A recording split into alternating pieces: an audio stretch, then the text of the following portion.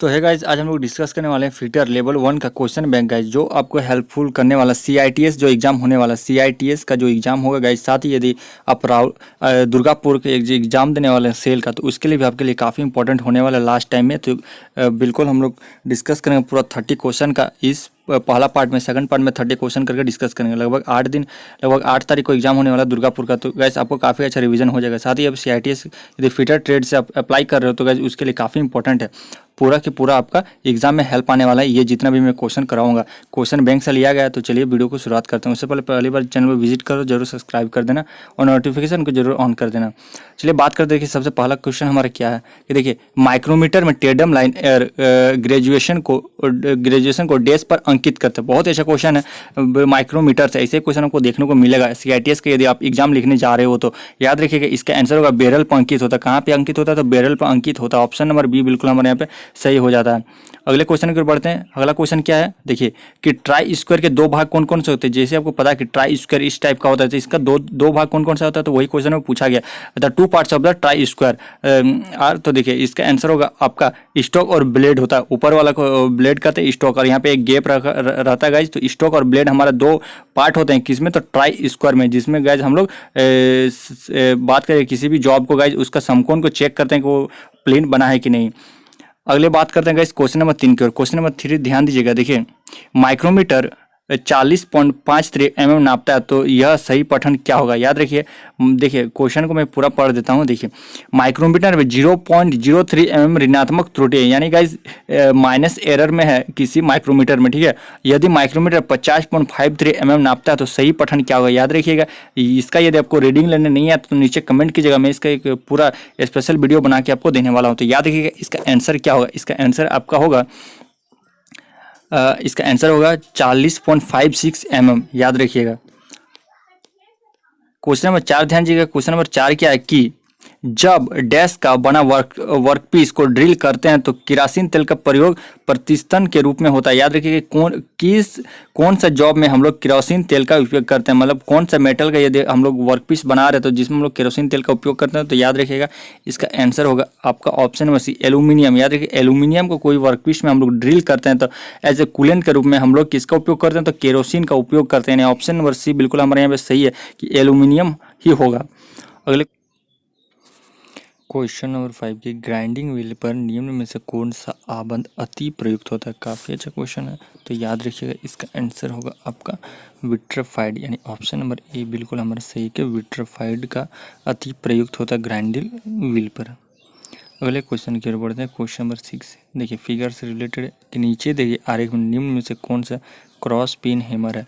तो आइए फिगर देखते हैं, इसमें सबको पहचानना कि क्रॉस पिन हैमर कौन सा है। तो देखिए इनमें सबको बताना कि क्रॉस पिन हैमर कौन है। तो याद रखिएगा ये जो ऑप्शन नंबर सी है यही हमारा क्रॉस पिन हैमर है, यानी ऑप्शन नंबर सी बिल्कुल हमारे यहाँ सही हो जाता है। अगले क्वेश्चन की ओर बढ़ते हैं। Question number 7।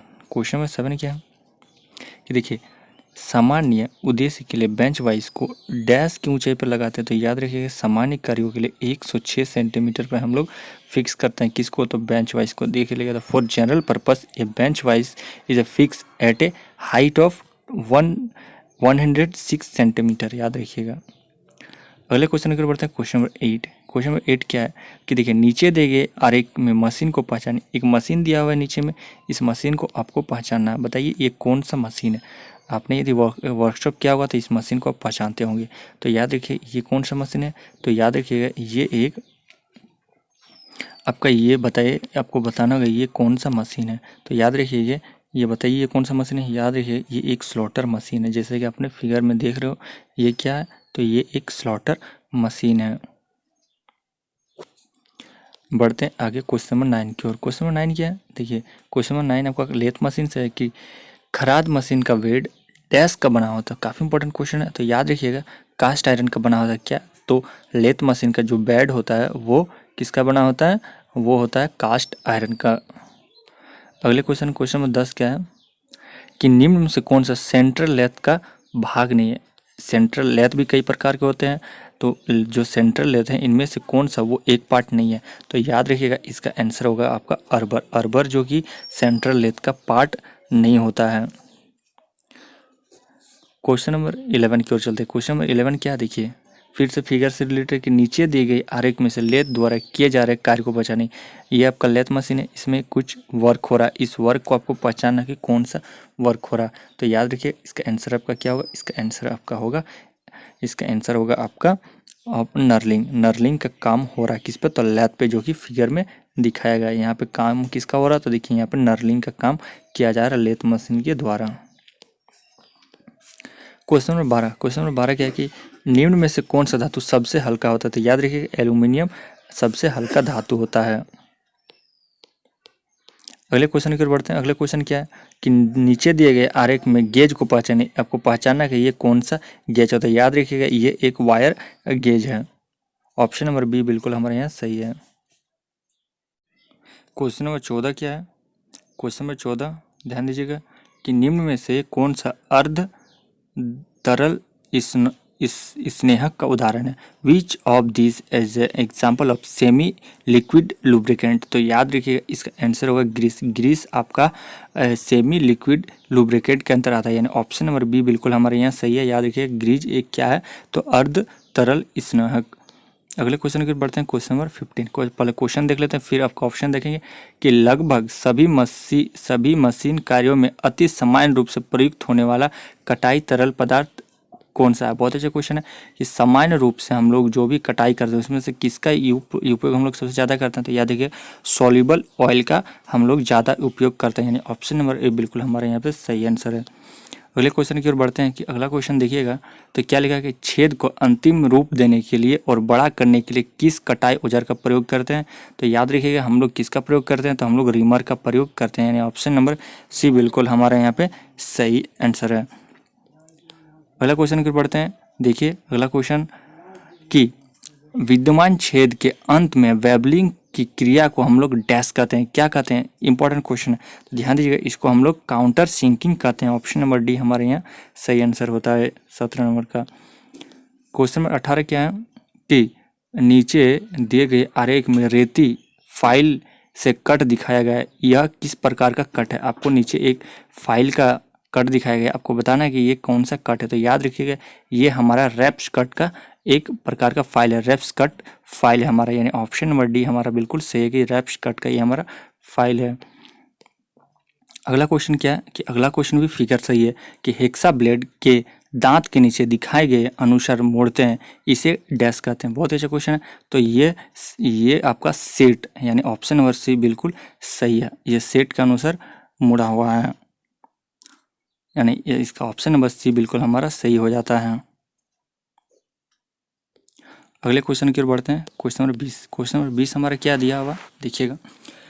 क्वेश्चन नंबर 20 हमारा क्वेश्चन कर रहा है कि यह एक प्रकार का कागज होता है जिसे हम कठोर और खुरदरे सतहों को चिकना बनाने के लिए प्रयोग किया जाता है, इसे हम लोग डैश कहते हैं। तो याद रखिए उसको हम लोग कहते हैं एमरी पेपर, जो हम लोग आमतौर पर किसी भी रफ जगह को फिनिश करने के लिए हम लोग किसका प्रयोग करते हैं, तो एमरी पेपर का प्रयोग करते हैं, यानी ऑप्शन नंबर डी हमारे यहाँ सही हो जाता है।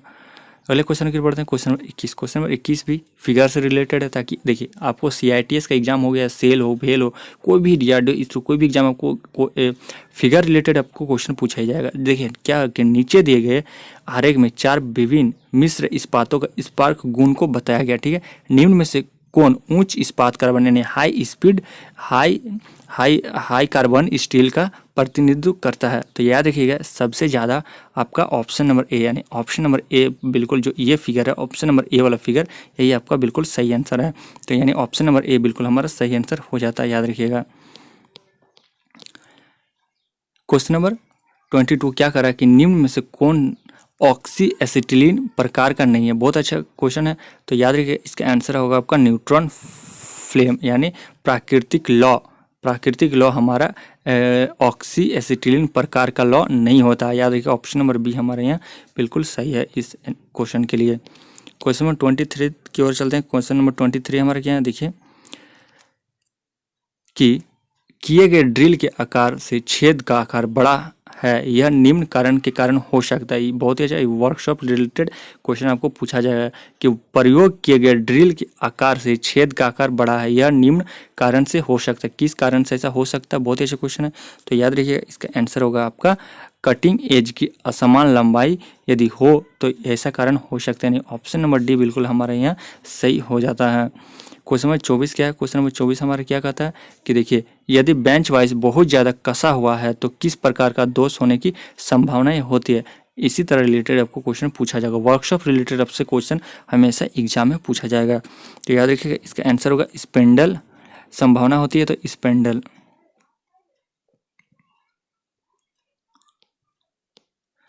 अगले क्वेश्चन की ओर बढ़ते हैं। Question number 25। क्वेश्चन नंबर 25 क्या है कि इकाइयों के एसआई मात्रक में कौन सा आधार इकाई नहीं है। बहुत अच्छा क्वेश्चन है, तो याद रखिए इसका आंसर होगा जूल। ऑप्शन नंबर डी बिल्कुल हमारा यहाँ पे करेक्ट आंसर है। क्वेश्चन नंबर 26 की ओर बढ़ते हैं। क्वेश्चन नंबर 26 क्या है? देखिए, ऊष्मा उपचार प्रक्रिया में नॉर्मलाइजिंग का मुख्य उद्देश्य डैश होता है। बहुत अच्छा क्वेश्चन है, तो याद रखिएगा इसका आंसर होगा प्रेरित तनाव को कम करने के लिए, रिमूव द इंड्यूस्ड स्ट्रेस को कम करने के लिए हम लोग क्या करते हैं तो नॉर्मलाइजिंग करते हैं किसी भी मेटल का। याद रखिए, यानी ऑप्शन नंबर ए बिल्कुल हमारे यहाँ करेक्ट है। क्वेश्चन नंबर 27 क्या है? क्वेश्चन नंबर 27 हमारा है कि ऊष्मा उपचार प्रक्रिया में एनेलिंग डैश के लिए किया जाता है। फिर एनेलिंग से क्वेश्चन, यानी ये कौन सा चैप्टर आपका? Heat treatment. यदि आपको पूरा डिटेल पढ़ना है तो नीचे जरूर कमेंट कीजिएगा। वीडियो अच्छा लग रहा है तो लाइक कीजिए, शेयर कीजिए, चैनल को जरूर सब्सक्राइब कीजिए। तो याद रखिए इसका आंसर बताइए कि एनेलिंग का मुख्य कारण क्या है। तो याद रखिएगा इसका आंसर आपका हो जाएगा कठोरता को बढ़ाने के लिए हम लोग किसका क्या करते हैं तो एनेलिंग करते हैं कोई भी मेटल में। अगले क्वेश्चन की ओर बढ़ते हैं। देखिए, नीचे देखिए हर एक में किस प्रकार का फाइलिंग किया जा रहा है। बहुत अच्छा क्वेश्चन है कि हम लोग इस तरह फाइलिंग जो करते हैं, किस लिए हम लोग इस तरह फाइलिंग करते हैं। याद रखिएगा, ये यदि जॉब हो गया तो हम लोग ये फाइलिंग किस लिए करते हैं। तो याद रखिएगा इसका आंसर आपका होगा, ये हम लोग करते हैं ड्रॉ फाइलिंग। इसको हम लोग क्या कहते हैं? ड्रॉ फाइलिंग कहते हैं। अगले क्वेश्चन की ओर बढ़ते हैं। अगला क्वेश्चन क्या है? Question number 29। तो देखिए कि गोल छड़ों को पकड़ने के लिए भी ब्लॉक का प्रयोग करते हैं। इसमें ग्रुप होता है जो सामान्यतः कितने डिग्री के होते हैं। तो याद रखिएगा ये सामान्य होते हैं 90 डिग्री के ग्रुप कटे होते हैं। भी ब्लॉक में हमेशा 90 डिग्री के ग्रुप कटे होते हैं। हमारा बढ़ते हैं लास्ट क्वेश्चन की ओर। हमारा लास्ट क्वेश्चन क्या है? देखिए हमारा लास्ट क्वेश्चन क्या है? हमारा लास्ट क्वेश्चन है कि नीचे दिए गए आरेख में एक औजार ए से चिन्हित किया गया है जो मशीन स्पेंडल के नोज से टेपर शेंक ड्रिल को हटाता है, इसे डैश कहते हैं। तो इसको क्या कहते हैं? तो याद रखिएगा इसको हम लोग क्या कहते हैं? इसको हम लोग कहते हैं ड्रिफ्ट। याद रखिएगा, यदि कोई फंस जाता है तो हम लोग ड्रिफ्ट की सहायता से उस चीज़ को हम लोग हटाते हैं। इसको हम लोग क्या कहते हैं? तो इसको हम लोग ड्रिफ्ट करते हैं। आज के लिए बस इतना ही रहता है। मिलते हैं इसके पार्ट 2 के साथ, इसका क्लास 2 के साथ, जहाँ से हम लोग 30 से लेके लगभग 60 क्वेश्चन फिर से हम लोग डिस्कस करेंगे। तो चैनल को जरूर सब्सक्राइब कर लीजिए, और ये क्योंकि आपको आने वाले CITS एग्जाम या कुछ सेल का एग्जाम में आपको काफ़ी बेनिफिट होने वाला है। तो मिलते हैं नेक्स्ट वीडियो के साथ, तब तक जय हिंद दोस्तों।